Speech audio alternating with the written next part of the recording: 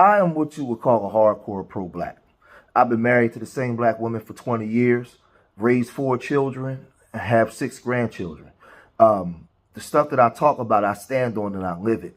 I actually show it to the people to show our people that we can actually achieve what they said that we couldn't achieve. They said that we wasn't capable of having families or building communities or doing any of these things. History said it, not my words. These are the words of governors, presidents, intellectuals from the W Society. These are the things that they said about us, right? So I tried to be the opposite. O.J. Simpson is a person that's loved and hated at the same time. People like Mark Lamont Hill and a lot of these blacks are coming out against O.J. Simpson, right? And there's a lot of things that O.J. Simpson did that I disagree with, vehemently disagree with.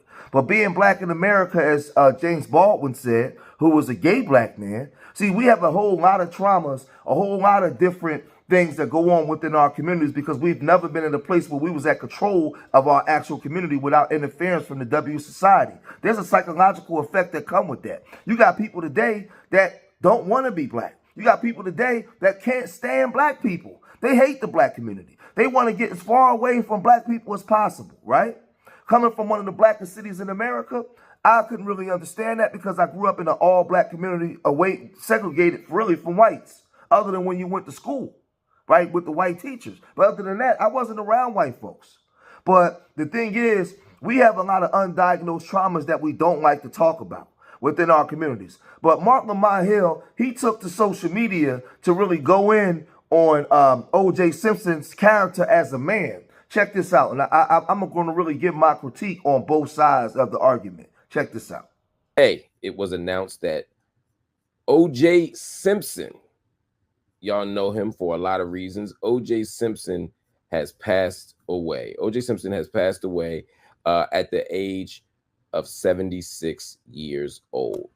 Apparently, O.J. Simpson was dealing with cancer, and his family took to Twitter to let us know. They took over O.J.'s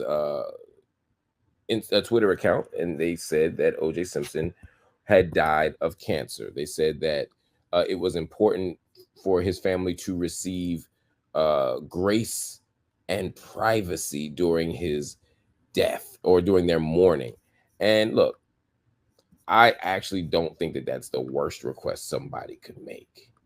You know, I don't think it's an unreasonable ask, even for O.J. Simpson. I'll tell you why I say even for O.J. Simpson, because I know a lot of y'all out there have very strong feelings about O.J. Simpson. Look, I have very strong feelings about O.J. Simpson.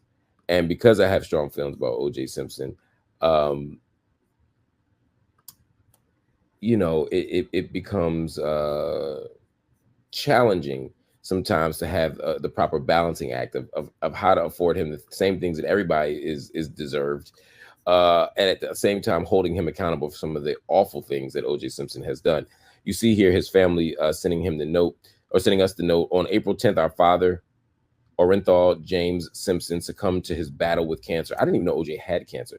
He was surrounded by his children and grandchildren. During this time of transition, his family asks that you please respect their privacy, their wishes for privacy and grace. So O.J.'s family comes out and says, look, we want privacy and grace. I'm not mad at that. I'm not mad at that the kids want privacy and grace. You know why? Because the kids didn't do anything wrong. O.J. Simpson's kids did absolutely nothing wrong. And so therefore, we shouldn't harass them. We shouldn't give them a hard time. We shouldn't do anything to them. But let's be very clear. The story of O.J. Simpson is not a normal story. And there are people out there who say that when you die, you got to give them some mourning time. You got to give them some grace. You got to give them a moment to breathe. I say absolutely not. When Ronald Reagan died, I wasn't giving him a minute. When John McCain died, I thought it was fine for people to have a critique. Now, I think that if it's somebody in our community who is beloved and who we care about and who we adore, then yeah, I think we don't have to nitpick at their legacy at the moment that their body is still going into the ground. But we're not talking about somebody who with whom we're picking nits. So now we get to the actual disrespect that you gave of Francis Quest Wilson, because you said in this statement that you wouldn't disrespect elders that was beloved, right? That you may disagree with, that was put in before they even get put in the grave. But what about Frances Cress Wells and all the disrespect that you threw her way because y'all had disagreements? But when she died, you went on public TV the day she died and disrespected her. And when you was confronted by the pro-black community that actually stand on business, the ones that's not online, you got beside yourself, and Elder James Smalls had to save you because you was in trouble for the disrespect you said, and you had to apologize because you was wrong. It's okay to disagree with the elder, but the way you handled it, we see people like you, Mark. I see you in the park all the time. I confronted you in the park when I was out there working out.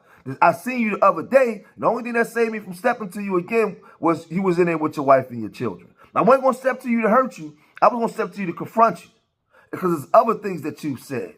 But I want y'all to hear the second part. I want y'all to hear what happened to him when he was out in the park and he got confronted by pro-blacks in the park. Check this out. So I have to ask you, because if I didn't mention it, they would kill me. The Dr. Frances Cress Wilson thing. Yeah. Because you're doing good, my brother. Let's just clear that up and get it. I want your understanding, because what's not fair is the fact that we get one side of the story and we don't get to hear from you to articulate where you stand on that. So, to be clear, what happened was on the day, first of all, on the day that Frances Cress Wilson passed, I posted a memorial to her. Right. It was all love. Right. She was generous to me. You haven't worked together? We didn't work together, but I knew her. Right. And we disagreed at times. Right. And she was my elder, so I listened to our Queen Mother, respected it even if we disagreed. No problem.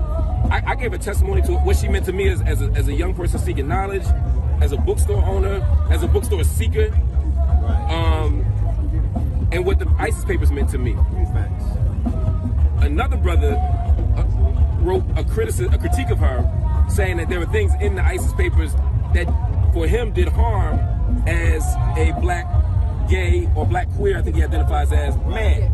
Right. I posted on my Facebook page his critique and said his was more thorough and nuanced than mine. That might not be the exact quote, Right. but I gave love to his post too. Right. So just the first thing is, I criticized her as much as I gave space for another person. It was a repost. The repost, Somebody else. but I take accountability for it. I'm not saying that to pass the buck. I'm just saying, but that was the context. we're giving it context. Because urban legends get spread. Then it become he went up on the podium and was talking about, and that's not what happened. I read that when it went down. Can I just want to finish this thought just so people understand my whole position on this.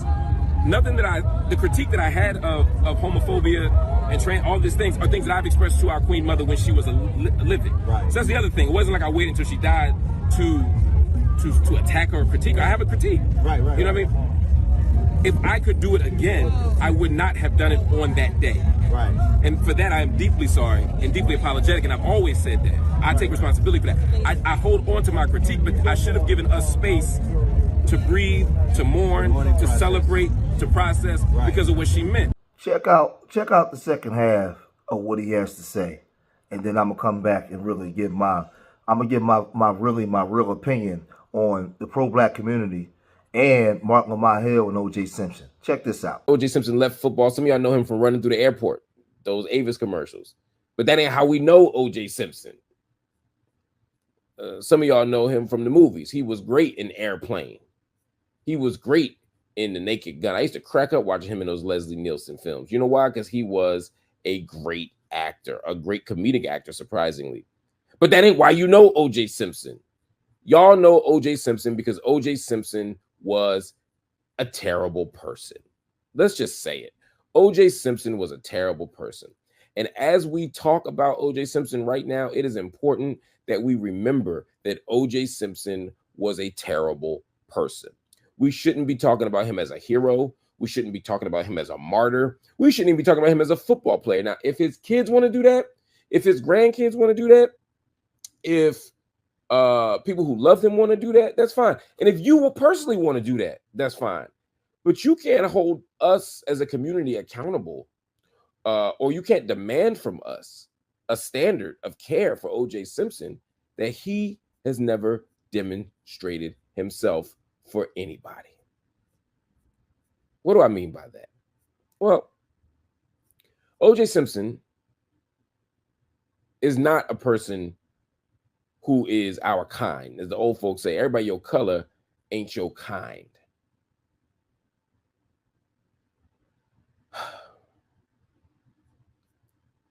O.J. Simpson became famous, moved to LA, moved to Brentwood, and created a network of friends. He created a social network that was filled with white people. Filled with white people. Now, nothing wrong with having white friends. But O.J. Simpson didn't have white friends. He created a white reality. As somebody said, when he jumped in that Bronco, that white Bronco, and was running from the cops, that was not the first time, as Michael Eric Dyson said, that he used a white vehicle to escape a black reality. OJ wanted no parts of black people. OJ wanted no parts of the black community. See, me being an actual pro-black on the ground, actually doing work, I can hear the stuff that Mark Lamont Hill was saying about OJ, but I also can call hypocrisy on the black community. When I look back when our people was under overt oppression and they was coming from the South because they was promised jobs in the North during World War I and World War II, when white men went off to fight wars, we were families and we stayed together and we fought to build communities.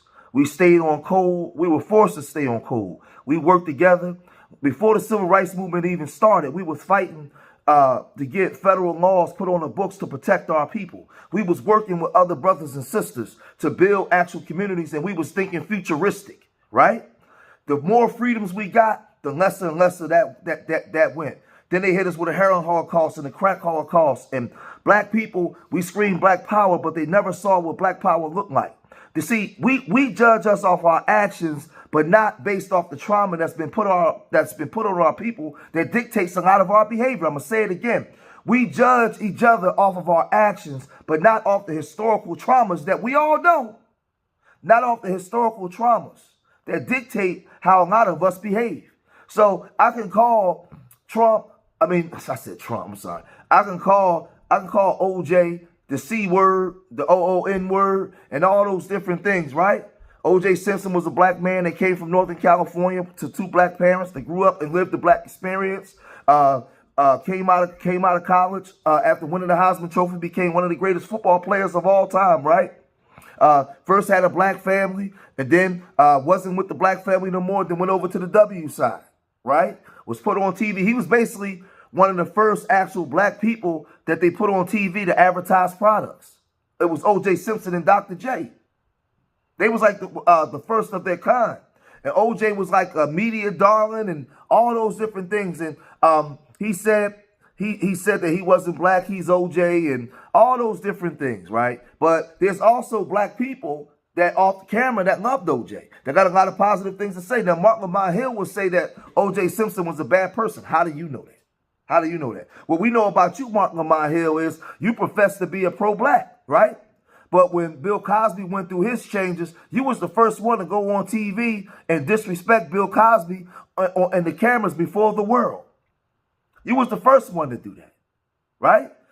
Everybody black that has some position of power, when criticized by the W Society, Mark Lamont Hill, you went against them. You played both sides when you was fired by CNN. You played both sides of the fence, Mark. We see you. The pro-blacks see you. You don't stand firm 10 toes down, because there's certain conversations amongst our group that should be kept to ourselves or amongst us. You take it way out there, Mark. You defend the LGBT community ad nauseum, right? But you never talk about the actual agenda that's being used. We know that we got black LGBT family that we should defend. I agree with that. But you don't do it that way, Mark. We see you a mile away, bro. We see you. And what I've been saying on my channel is all black people don't think the same, nor are we raised in the same places all the time. But there's actual black people that may criticize the OJ, right? Because there's a lot of people that think like OJ, right? Those are the same black people in the communities that ain't doing squat, diddly squat. They not working to change the trajectory of the black community. They're not voting locally to get the people in position to bring about the actual change we need. All they do is complain and regurgitate what they hear other people say. We have a responsibility in the black community to make our own change. So if you got a problem with OJ and his antics, what are you doing? And the history shows in black cities across America, we ain't did nothing. Nothing on a large scale that will bring about the change in a lot of these Democrat-run cities. So, what I'm understanding now, before I criticize OJ, or I criticize a lot of these so-called sellouts and Sambos, I'm turning around and looking at the community I come from. Most of y'all don't even want to vote locally, but you live here and pay taxes in the municipalities you live in. Y'all don't do nothing. Nothing. And this is the problem that I have. So, was OJ a sellout in terms of the way we look at it in the black community? Yes. Yes. But why was we cheering so hard for OJ during that case? Because of all of the injustices that we was going through. From the Latasha Harlins to the I'm losing my train of thought. To the situation in the riot the situation with the riot in LA when they beat their brother, when they damn near beat the brother to death and they got off. And that wasn't the only issues that we went through, right? And we got on code for that. But afterwards, we didn't get on codes to create black businesses. We didn't create codes. We didn't get on code to actually create a black thought line that dictates how we treat each other, that dictates how we operate with our women, our children. We didn't do none of that. You know why? Because we suffer from the same trauma O.J. Simpson suffered from. But we don't want to admit it. The same trauma. But I'm going to cut the video short here. See, I ain't been doing on live streams in a while. I'm really getting at the things that we need to get at. Maybe I should start it up again. Because we got some serious psychological issues in the black community that need to be dealt with. But I'm going to cut this video short here, man. Leave your comments in the comment section. Let me know what you guys think, man. Subscribe to Street Media TV. Hit that like button. And remember, if you made it this far in the video, make sure you hit that like button so these videos can get out to the algorithm, man. Y'all already know that they got me stamped. But we need more of the messages to get out, man, to our people. So remember, I love y'all. Till the next time. Peace.